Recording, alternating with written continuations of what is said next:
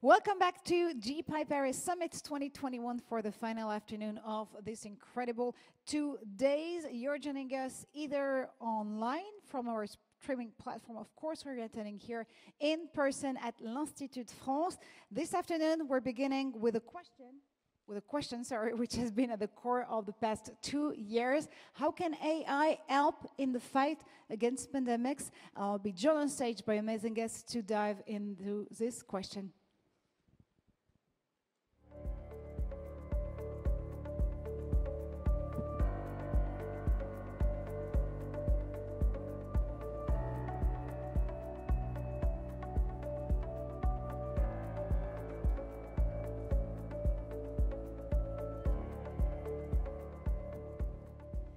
With me here on the stage, Alison Cohen. Alison, you are one of the AI project lead at AI for Humanity at Mila in Canada, and Elliot Lane. Elliot, you're a PhD candidate at McGill University, School of Computer Science in Canada too, of course.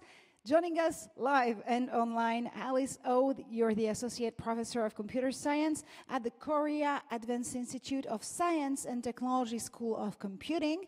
Paul Students, Professor Emeritus at KU Leuven, and Michael Sullivan, Senior Lecturer of Engineering at the University of Auckland, and also joining us live from Canada, Samuel Curtis, your AI Policy at the Future Society.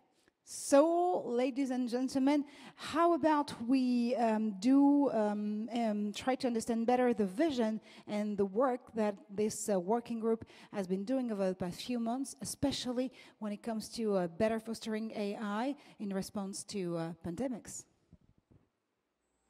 Who wants to begin fast? Maybe the co-chairs, Alice and Paul?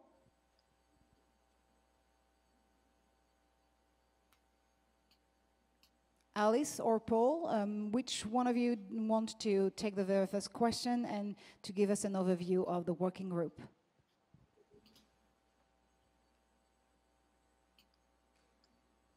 None of you, apparently, which makes me very sad. Oh, you can hear us now. Wonderful. So either Paul or Alice, do you want to help us have a better understanding of what the working group has been up to on AI and pandemics?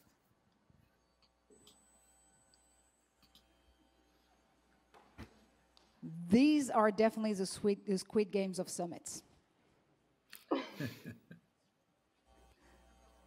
But you can definitely hear us. That's what I don't understand. So you guys can hear us, but no one wants to answer. I think Paul will start. Yeah, but we missed the introduction, so where no are worries. we now? Just you are the introduction, Paul. Okay, and can we see the first slide then, or is that? Let's actually help you with the first slide. Yeah, I think it would be a great idea. Okay. There you go. Okay. So hello everyone, and thank you for joining our presentation. Yeah, I can start right now without the slides if you want. We are pleased to report on our mandate to foster and support the responsible development and use of AI-enabled solutions to fight COVID-19 and other future pandemics. With less than 1% vaccination in low-income countries and G7 leaders setting a target to develop diagnostics, therapeutics and vaccines within 100 days in a future crisis, we know that our mandate remains urgent and vital. And we are pleased to present on 2 projects that can help GPAI and the wider international community on these challenges. Alice, over to you. Thanks, Paul. The first project that we're going to present on is AI for public domain drug discovery. This project has developed recommendations for policymakers on how they could help accelerate drug discovery using AI technologies, while creating the enabling conditions for open AI research in the development of new drugs or repurposing existing ones. It's an honor to be co-leading this project with Yoshua Bengio, and we have benefited from the brilliant support of Mila researchers Alison Cohen and Elliot Lane. We'll hear more from them today later. So we'll hear more on the recommendations in a moment, and we would now love to collaborate with governments and multilateral institutions on these recommendations. We're looking forward to hearing your feedback. And Paul? The second project that we are working on is AI-powered immediate response to pandemics. And this project aims to support impactful AI initiatives in the fight against COVID-19 and future pandemics, and is co-led by Michael O'Sullivan and myself. While the first project uses a top-down approach by defining public domain drug discovery as its research focus, the second project follows a bottom-up strategy by reviewing existing promising AI initiatives launched for an immediate response to the current pandemic, and by exploring whether and how they can be leveraged on a larger scale. We have shared a work in progress living repository of 66 practical initiatives and a preliminary set of 11 that we would like to explore partnerships with to support them by providing in-kind expertise, setting up test environments, raising awareness through networks, and connecting with policymakers and organizations such as CDC and WHO. Whilst we are open-minded on what form those partnerships might take, we are excited to see if we could identify a use case within this living repository for the Data Governance Working Group's candidate demonstration on privacy-enhancing technology. The living repository will be refined in the coming months, and we intend to keep it up to date afterwards. A report with recommendations to GPAI members on the feasibility of a scaling mechanism for promising AI interventions will also follow. We have been pleased to collaborate with the Future Society on this project and thank the team led by Sam Curtis for their hard work. We'll now hand over to the project teams to present on their work, but we would like to close by thanking all the experts in our subgroup that have donated so much of their time and effort into these projects. So now, Alison and Elliot, over to you on the drug discovery project. Yeah, absolutely. We'll pass on your slide in a few seconds. Elliot, first, let's proceed to AI for public domain drug discovery. Great, thank you so much. Thank you, Alice, for the introduction, and thank you to all of you for your attendance. Can we please advance one more slide? Yes, so today Alison and I are going to present the most significant takeaways from the report that our working group published on the intersection of AI and the future of drug discovery and development. We decided to start today with some Plato because we do believe that now is a moment where there is a need for significant innovation in the way that we go about performing drug discovery to best meet future and current public health challenges. It's an industry that I think we're all grateful for the significant advancements we've had in the last year in particular, but still there are significant upcoming challenges which it seems that we may be setting up to fall short on. With the arrival of extremely disruptive technology such as AI, there is inevitably going to be a period of change inside of this drug discovery industry. And what we'd like to say today is that we think this is a moment to reflect not just on the changes that we need in order to integrate AI into this industry, but the changes that are going to be necessary to make sure that we can align the outputs of the industry to fully meet public health needs in the future. Can we advance a slide, please? So clearly over the last year and a half, we've all become familiar with just how vulnerable we are as a society to infectious diseases. But what we need to remember is that this is not the final pandemic that we're going to face, and nor will COVID-19 even be the most significant pandemic that we are likely to face.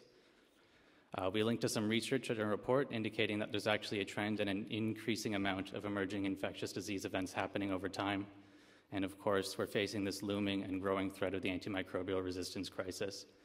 For those of you who are not familiar, antibiotics have become an extremely important part of every step of our healthcare process, but their use inevitably results in the development of resistant mechanisms inside those pathogens which we use them to treat. If we leave this unchecked, it will result in a wave of pandemics caused by drug-resistant bacteria, and the impact of which could be far greater than what we've seen so far from COVID-19 today.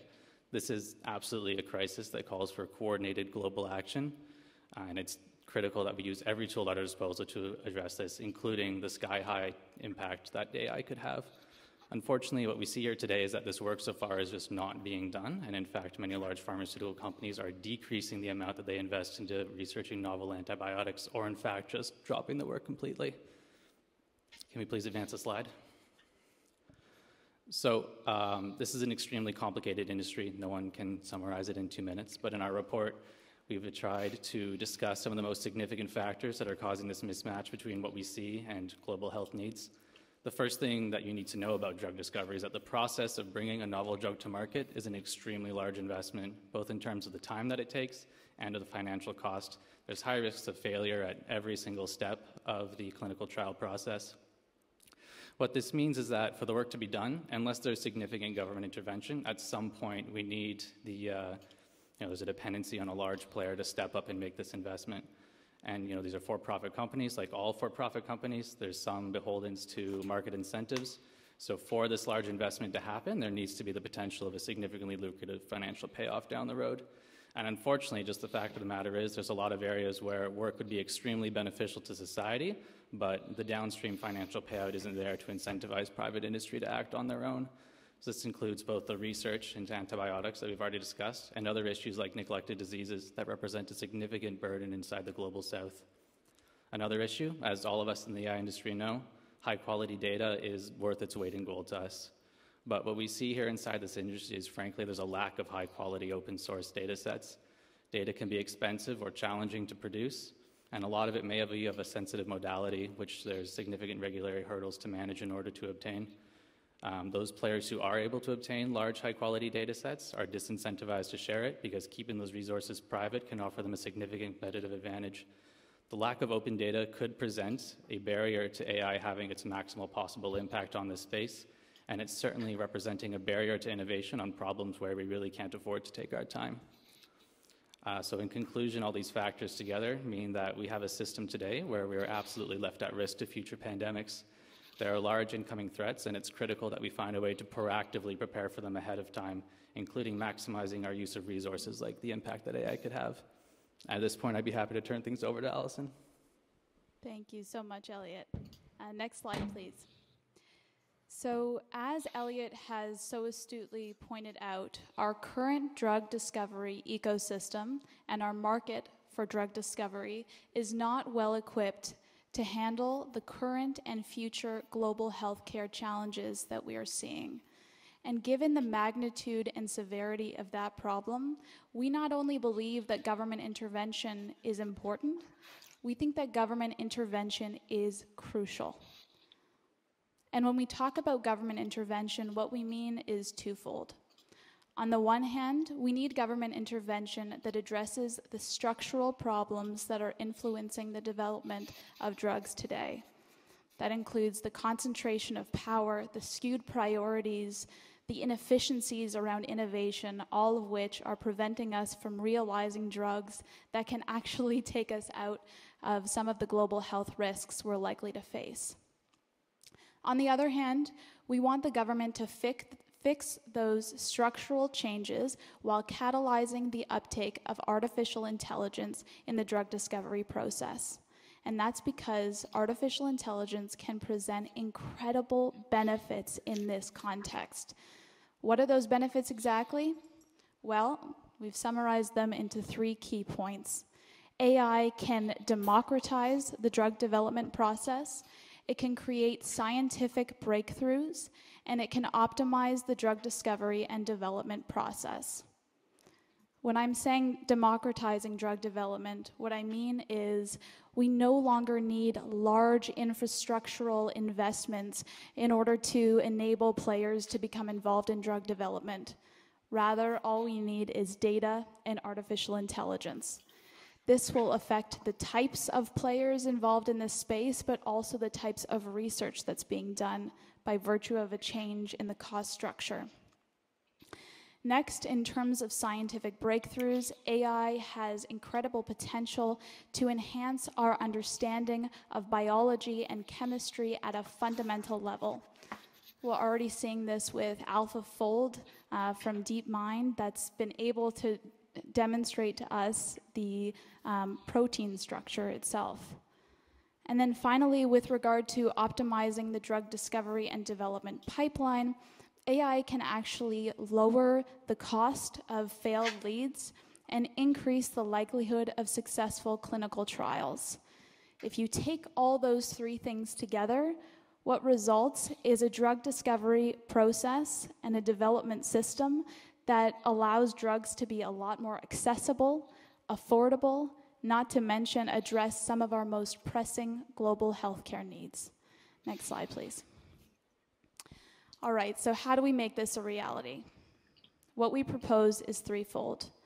The first recommendation is that governments stimulate research and development into areas that are currently not being pursued by the market because they're not sufficiently profitable, not because they're not important from a global health perspective. In fact, we know that the US currently invests around $40 billion every single year in healthcare research and development. And yet they actually have to spend more than that to address all of the risks and economic costs associated with antimicrobial resistance. What we're trying to do is shrink the gap between what the market is creating to address health issues and what is so desperately needed from a global health perspective. Now, if we're seeing this type of federal investment coming from taxpayer dollars, we want to see that money being used towards things that are publicly beneficial. So we want to suggest that the government should make, as a condition of their loans, the espousal of open science and open data among drug developers. Open data, I'll talk about first. As we know, artificial intelligence is data hungry, and therefore we need large data sets that are widely available if we are to realize the benefits of artificial intelligence. And as we know right now, there's a concentration in the players that have access to this types of data. And therefore we believe it's quite important to make these data sets more widely available. Of course, patient data can be incredibly sensitive, and there should be privacy-preserving techniques to ensure that that sensitivity and privacy is maintained. In terms of open science, the way that science is done, the way that we've been able to achieve what we've been able to achieve is through an incremental process. It's through building on top of the work that's already been done to push the boundaries of what's possible. And therefore, it's important that methods, processes, tools, and algorithms be also made publicly available so that there's no duplication of work and we can expedite the innovation process. Finally, we believe that the government should incentivize the use of artificial intelligence throughout the drug discovery pipeline. The government can do this both by incentivizing the sharing of data, which reduces the cost of using AI, but also engaging in capacity building exercises that allow members of the drug discovery ecosystem to espouse this technology in ways that are meaningful and effective. Next slide, please. All right, as we've been talking about a lot over these last 2 days, the types of global challenges that we're seeing warrant global solutions. And of course, as we've seen with COVID-19, global health is a global challenge. There's no country that has been immune to this type of threat. Unfortunately, another thing that we've seen is that lower middle income countries tend to suffer the worst. This is not only a national health crisis, this is a question of international equity and security. In fact, it's estimated that the impact of antibiotics losing their efficacy and not being widely accessible is very similar from an economic standpoint to global temperature rises by 2 degrees. This is an issue that is very similar to climate change in terms of its scope and in terms of its impact, and we should therefore be treating it as such with collective action in response. If we do respond in a global, concerted way, what we believe we will see as a result is an increase in the efficiency of innovation, an improvement in the types of drugs being developed, greater accessibility of said drugs, and an improved quality of care provided to minority populations. What we are putting forward is nothing more and nothing less than a proposal to have a more equitable, efficient, and effective approach to global health at a time when we need it most. Next slide, please. In terms of next steps, we are going to undergo consultations with global health organizations and policymakers to make sure that the set of recommendations we're putting forward is as actionable as possible. After that, we're going to enter an implementation stage where we're going to partner with similar organizations and actually start to put these recommendations into practice, generating a sense of best practices in the process. If we move to the next slide, you can see both mine and Elliot's, next slide. Thank you. Mine and Elliot's contact information. If there are any questions that don't get addressed through today's Q&A session, please don't hesitate to reach out. But also if you're interested in either consultation or partnering, please don't hesitate to reach out as well. Thank you so much for your attention. Thank you very much. Michael, I think it's your time to dive into AI-powered immediate response to pandemics now. Yes, thank you, and thanks for this opportunity to speak at the GPAI Summit. So as Alice and Paul were saying, for the 2021 Summit, the subgroup commissioned the Future Society to develop an updated and upgraded catalogue of AI initiatives with potential to combat COVID-19 and other future pandemics, and transform it into a living repository. This research builds upon last year's report, Responsible AI in Pandemic Response. The research began in collaboration with the Future Society, led by Sam Curtis, the OECD and GPAI, by applying the OECD framework for the classification of AI systems to classify AI initiatives based on the technical characteristics. Those associated with the development of AI systems created or repurposed to aid in COVID-19 responses were invited to complete a survey shared in a public announcement. A total of 66 initiatives were identified via TFS desktop research and these survey responses. Can we go to the next slide, please? The Immediate Response Committee then worked with the Future Society to build upon the OECD framework to develop a more impact-focused set of information, including background of the initiative, so the name, sources, objectives and purpose of the initiatives, the origin, so where the initiative came from, including the organisations and locality where the initiative started, categorisation, so the type of approach and AI method, and this was particularly important in our evaluation of how well that these initiatives may be used to battle both the current and future pandemic. The scope, which included the domain where the initiative was used, the target users or operators, and those who would benefit from the initiative. The geographic coverage, so what sort of area the initiative would be used, which would include health centres, cities, countries, and even across continents. I'm sorry, we need to go one more slide. And then finally the data of the initiative. So there was a description of the data set that was used by the initiatives, which may include the demographics of the people, the target population, which the initiative is intended for, the size of the data set, the collection time frame, and any links that require so the public can access the data. Can we move to the next slide, please? So 66 AI systems have been classified using this framework to create the living repository. And for the summit, the living repository is being shared in an open work in progress format in reflection of the immediate needs of the pandemic for those that may find it useful as a resource.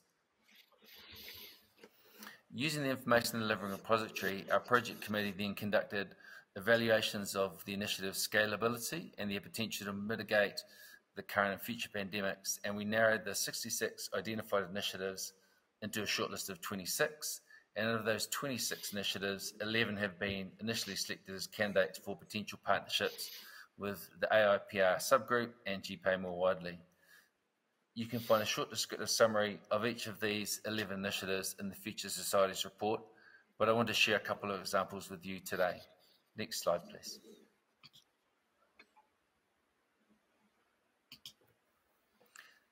So this first example of an application we identified is COVID-19 hospital capacity management. which is an AI tool for recommending the transfer of patients between hospitals to ensure as many patients as possible get high quality care. This work was developed by a team from Johns Hopkins Centre for Systems Science and Engineering and the Malone Centre for Engineering and Healthcare. The tool aimed to provide a customizable way to recommend when and where to transfer patients between hospitals within a state. These recommendations are determined using a series of linear optimization models over multiple periods. These models included networks with nodes as hospitals and arcs reflecting possible transfers between hospitals. The output of the models are presented as dynamic graphics for each US state. The online dashboard presenting these graphics remains accessible and up to date, with data updated on a weekly basis, and the source code is publicly accessible in the GitHub repository. The limitations to scaling up this approach include the accessibility and quality of data pertaining to present hospital capacity, the aforementioned related parameters, the accuracy of forecasts of COVID-19 hospitalizations within a geographical region. So the project committee was excited by the potential of this application as it demonstrates the value of AI technologies for more than just prediction. The AI can be also used to support operational logistics too. The initiative also worked over larger areas, US states, and helped hospitals share their resources effectively during the surge of the pandemic. So patients could easily be moved between different hospitals to make sure that each hospital had a more balanced workload and patients received the quality of care that they needed. So the second example is on the next slide, please. So the second example we have is one on masks that was developed by researchers from Hong Kong, the United Kingdom, France, and Finland. The researchers developed an agent-based simulation to model the spread of COVID-19 based on the prevalence of mask wearing in a population. It used new theoretical models and empirical data analysis techniques and takes into account different parameters such as current lockdown stringency, types of mask, and social distancing. These models suggested a near elimination of COVID-19 transmission when at least 80% of a population wears a mask versus minimal effect on transmission when only 50% or less of the population is wearing a mask. It also indicated that universal masking is much more effective early on in a regional outbreak by day 50 versus minimal impact when adopted late and after 50 days. The simulation was shared relatively early in the pandemic in April 2020. We'd be interested in how the far greater amount of empirical data on COVID-19 variant characteristics and on geographical masking culture, mandates, and recommendations since April 2020 could help tune the model to more accurately simulate COVID-19 spread across different geographies. And I should say that the spread modeling is something that we've seen across multiple locations to be effective in helping guide policy. So that's a taster of the initiatives that we've looked at and that are available in the Living Repository. As noted, we're interested in engaging with each initiative further to see how GPAI could partner with them and to see if there's a good match for the privacy enhancing technologies project that our data governance working group colleagues are taking forward. We'd love to hear your feedback and questions, so I'll stop here and hand it back to the moderator. Kia ora koutou.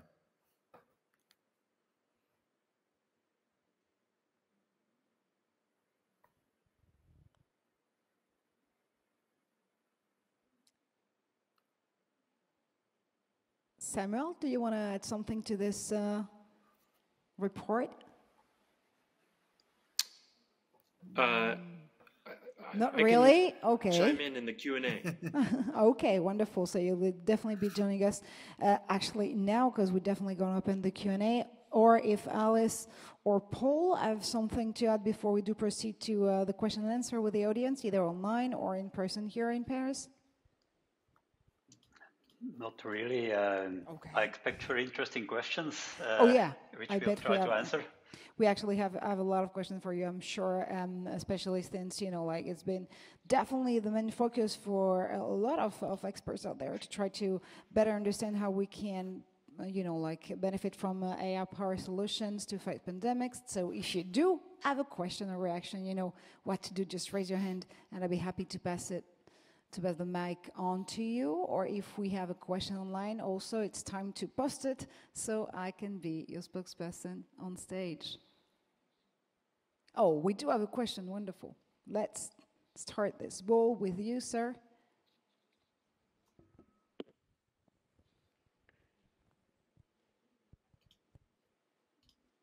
Thank you. Thank you for a really great presentation on a very important topic. The question is about data, because there are a lot of health data, but they are not interoperable. And in an open data process, there will be some, how do I say, unwillingness maybe to share data from different sources. So could you elaborate on concrete measures that could help that? Thank you. Thank you so much. Who wants to address this question first? Well, okay, go ahead, please. Hi, thank you for the question. Yeah, so I guess in the context of pandemic's response, you can almost sort of split the data into two categories. The first one would be like kind of primarily chemical data that might be involved with like early stage lead pursuit. And here I think we'd want to say that we ideally would like to see just as much open data as possible, data that does not interact with human privacy or human rights. We want to push for the maximum level of openness that we can. Of course, there's tons of other data modalities that do come with all these privacy concerns. We dig into it quite in depth in the report, but we can see that there are some potential solutions. Like you can look to inspiration projects like the UK Biobank or the 1,000 Genomes Project, where we found ways of making available data that's been extremely valuable to research that does come with some data sensitivities, but there are methods around it. We, of course, have to be extremely careful and aware of every single law and of not interfering with human rights in any way. Paul, do you want to jump in? Well, open data and the problem of data is just one of the hurdles we encounter when looking at different initiatives. You also have the privacy problem and concerns and related legal barriers, and the trust that the public has in AI methods. So together with data, these are, I think, the main hurdles that we encountered. And interesting to see is that the higher the potential of the AI initiative is, the more we encounter this kind of hurdles. And I have a good explanation for that. When looking at our living repository, we see that we have used a very broad definition of AI. That's the OECD definition, which defines an AI system as a machine-based system capable of influencing the environment by producing predictions, recommendations, or decisions. And using that definition, we find several small-scale working systems, such as decision support systems and scheduling systems that are not dependent on big data. But however, when the large data sets are required to train and validate the system, most initiatives stumble over one of the hurdles that I just mentioned. And that's a kind of a dilemma. I expect more questions about that, but when we are talking about impact of the AI initiative, how do you define that? On the one hand, we have simple methods for which not so many data are needed. On the other hand, we have very initiatives with very high potential, but based on deep learning and data, big data. And that's the current problem we encounter today. Thank you very much. Alison. Yeah, well, thank you again for this question, because it is so important. And throughout our research, we thought it was very important to sort of include members of the data governance working group to hear their perspective on novel approaches to making sure people retain autonomy over the data that they're sharing and that it not be breached from a privacy perspective. And something that we found as offering a really interesting solution to these types of challenges is that of data trusts. And something that these data trusts offer is the potential for people to consent to the way that their data is being used, to retain a degree of autonomy over their data, and to have, this data sharing process really make sure that it respects the rights and the values of the people involved. I think data trusts are still in their early phases. The concept is that those whose data is being shared have someone who is responsible for overseeing the management of that data and communicating decisions about the way that that data is being used back to members of that data trust. And there is potential in the context, again, of the data trust for the data to become more interoperable if it's just a matter of, communicating between collectives in this way, between the data trusts, and making sure that the data is available in a similar way across groups. But that's an area for further research, but it's very important and is at least a sign of an interesting solution that's already been found to this type of challenge. Thank you very much. I think we do have another question, front row, actually. Thank you so much. Hi. Thank you very much for the presentation. I have a question concerning governance, and especially related to this democratization of drug discovery, which in principle can be a great idea, but I get some vision of people discovering data in their garages and all kinds of strange combinations. How do you see that this process can be governed and organized in a way that is conducting of proper drug discovery instead of a wild west of discoveries? Alison, please. So let me... Alice, please. No, go ahead, Alice, and then I just have a just a very short answer. That is a very good question, and that's why we're asking for your participation, especially if you are here from governments, right? So we need to really talk in concrete terms about how we can govern this entire process. And what we're talking about right now is just the beginning of this discussion. And Alison? Yes, thank you. So in our report, we talk about the potential of having an international health organization managing how this data is distributed. And theoretically, they could also manage the purposes for which this data is being used. And we've suggested that organizations like DNDi or GARD-P that are already tasked with coming up with global healthcare solutions and have many member countries on board be the ones responsible to handle questions like that.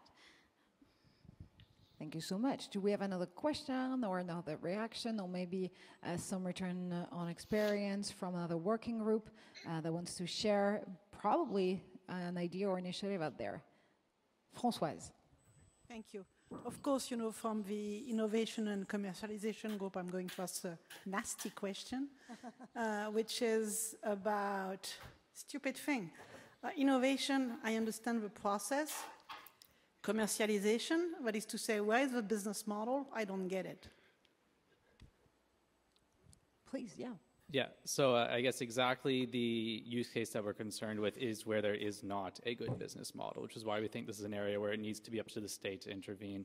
In the cases where private industry is already addressing a significant healthcare need, the need for government intervention is lower, but it's these cases where the drugs do not have a long-term profitability where we think that someone needs to step in and help fill this gap. Does anyone else want to answer the question, either being online or here in Paris? Here in Paris, Alison, of course. So something I just want to quickly add is that I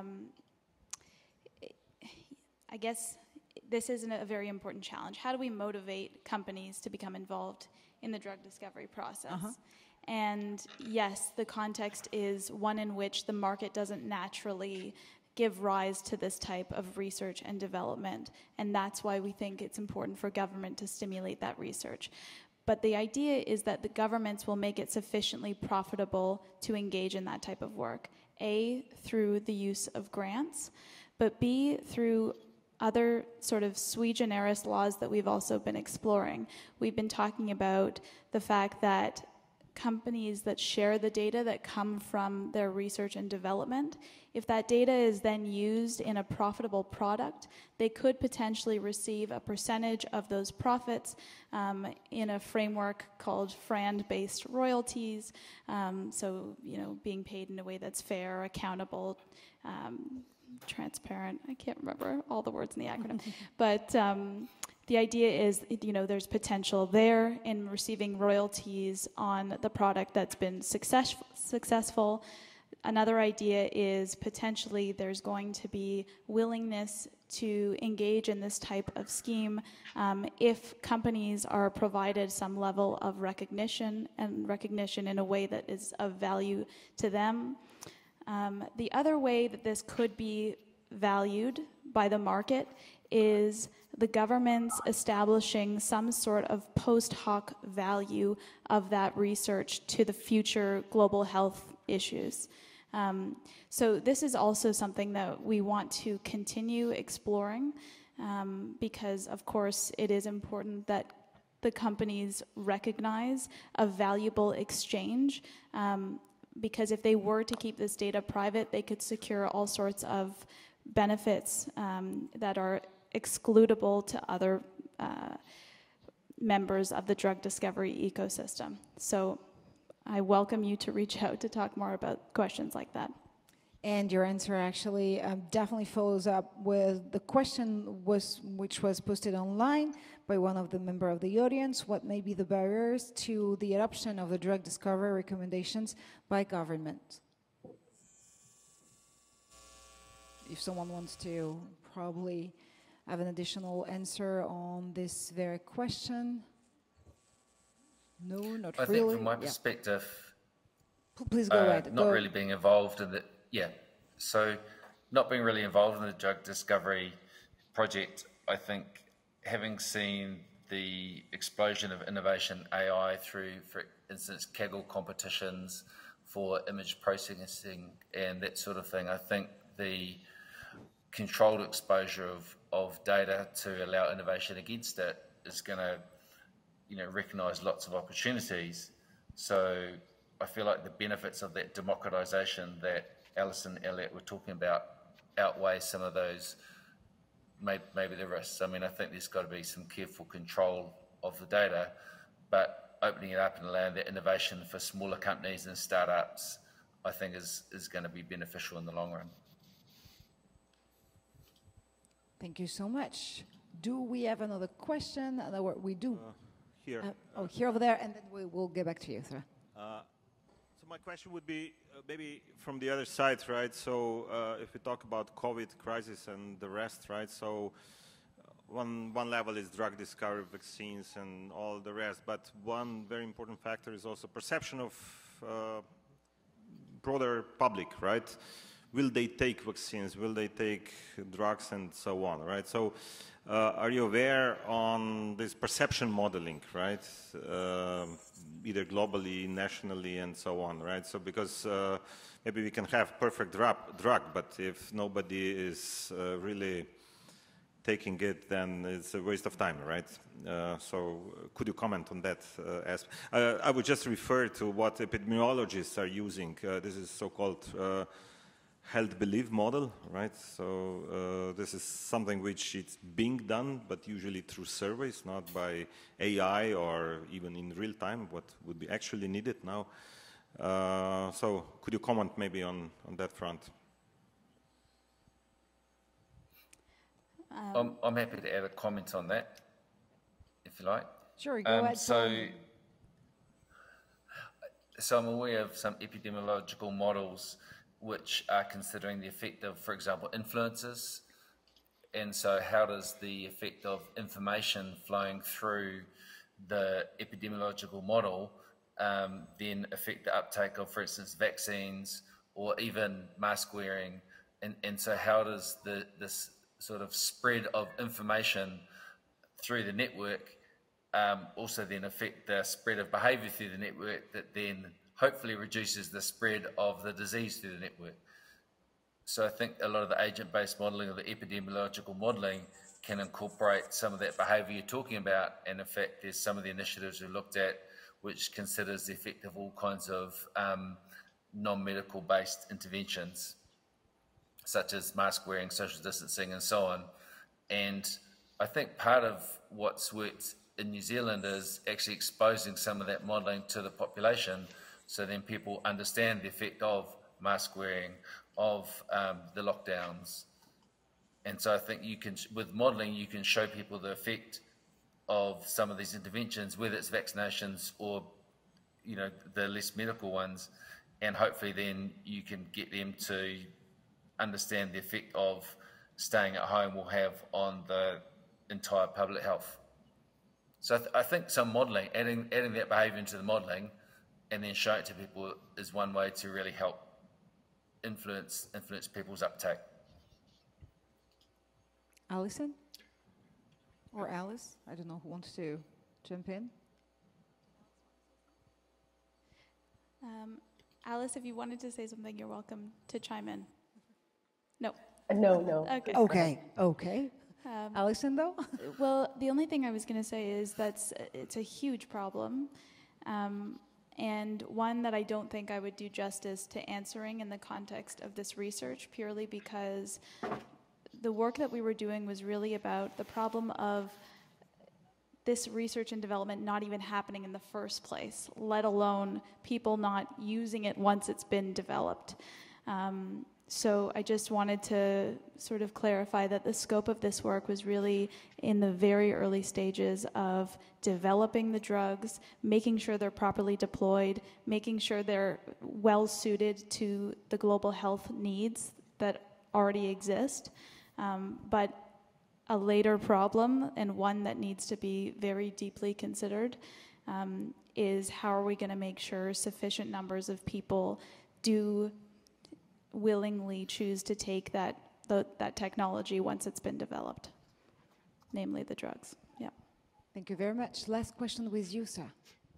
Yeah, returning to the question of the business model or incentive, I'm curious. You know, what you outlined is a kind of funding to do research with perhaps some upside, but how do you contrast that to something like Operation Warp Speed, where instead you have a guaranteed market to say, look, you know, it's going to be worth X to us to have this capability, which I suppose wouldn't just apply to new drugs, but could also apply to, you know, having proven capacity for doing tests for the next pandemic, or having, you know, an ability to produce the next mRNA vaccine at scale rather than having to ramp up in an emergency. So I'm curious how you contrast those two models.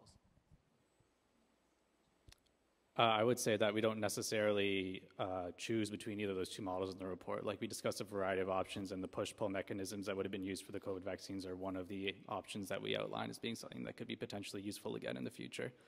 Like, we know that antibiotics will have an immense value to society, so potentially there should just be some remuneration for someone willing to take on that challenge. Any other complimentary answer or voice around this panel? No? Okay. Yeah, so, maybe okay, let's go, Paul. Okay, no, I just want to add that, yeah, I heard yesterday from President Macron that he will spend a lot of money for development of AI, but a message that I would like to give is that part of that money should be reserved for creating an optimal ecosystem in which academics and industry can develop our projects into useful and profitable applications. It's not sufficient to fund research projects for industry or for research centers. More is needed to obtain an optimal ecosystem. And I don't have a clear solution for that. But I'm quite sure that the government is needed, and not just for giving money and funding projects. Thanks for the tip. Thank you so much. And Samuel, go ahead.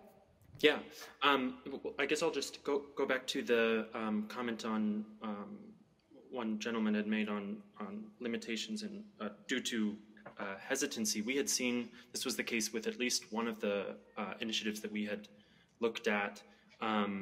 There was public uptake wasn't possible because there were concerns about privacy preservation. And so this, complementing the comment that Paula just made, I think that this highlights the fact that even if AI systems are developed to achieve some end, there are limitations to what AI systems can achieve on the ground. Even if these check the boxes in terms of interoperability, scalability, data governance, there are real-world barriers to implementation. Onboarding costs of technologies are really high. Not just real physical costs and these political costs. It's less feasible to introduce these technologies in times of uncertainty and crisis. And around the world, and particularly in the Global South, procurement procedures can vary substantially from one setting to the next. So it can be very bureaucratic or protracted in resource-constrained settings. So I think that we should use this time in between pandemics, or God forbid, or hopefully we won't have one anytime soon. But as Paul mentioned, we should be using this time to build and maintain capacities that we have in terms of readiness to apply the tools that we've developed the next time we need to. Thank you very much, Samuel, for your contribution. That's all time we have for maybe a little wrap-up, super quick with you, Paul and Alison. What should we take away from the work and the step forward? Yeah, let me start and I'll hand over to Paul for closing. Okay, so I know this was, we need so much more time than we just had. This is just the beginning of a very serious and important and deep discussions that we can have about these really important problems. I hope that all of you have enjoyed our session. And as Alison mentioned earlier, there are ways for you to get involved. If you're interested in how AI can help drug discovery, please do get in contact with Alison and Elliot. And we would also love to keep hearing your feedback on both projects, and you can get in touch with us via CEMIA, which is the GPAI's Montreal Center of Expertise. And we will be looking for a partner on our next phase of work on drug discovery. So we're expecting to put out a call for proposals very soon. So please do keep an eye out for that if you have an interest and some expertise in that area. And Paul?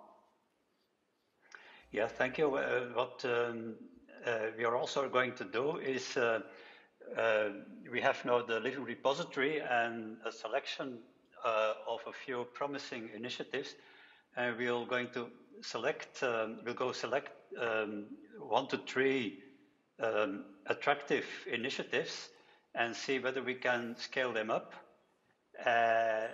Of course, the difficulty we encounter at this moment is to define how impactful they are. And as I said already, the applications with the most impact are those based on deep learning and need big data. And then we encounter all these hurdles that we have discussed today, while on the other hand, smaller systems that use and that need less data and are typically based on mathematical models and optimizations have a smaller impact, but they are useful today. So one of the main problems we will encounter in the near future is how are we going to select 1, 2, or 3 initiatives and scale them up, such that they can be used on a broader scale and have more impact on the world. So anybody who wants to, or who has good suggestions about such a selection, the living repository is available, so you can look at it. all suggestions are welcome. Thank you very much. Thank you so much to all of you around this panel for your perspective and for diving in the way AI can definitely help in the fight against pandemic. You are released from duty on this stage or online. Thank you so much. Thank you very much. Thank you.